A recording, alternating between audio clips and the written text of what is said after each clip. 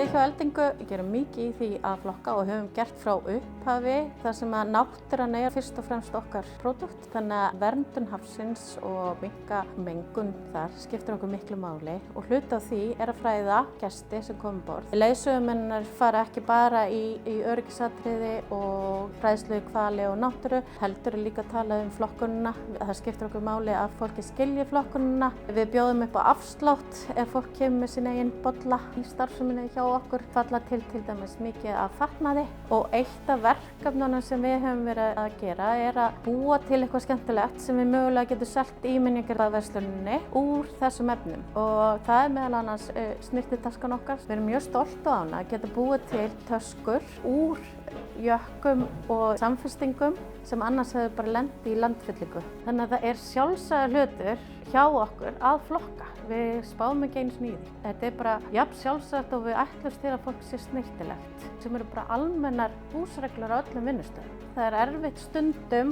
að fá gestina til að flokka rétt af því þeir koma frá öllum heimshornum en meðan hugafarið innan fyrirtækisins er svo að við flokkum hér alltaf, þá gengur það alltaf miklu betur að fá aðra til að vera með okkur í liði.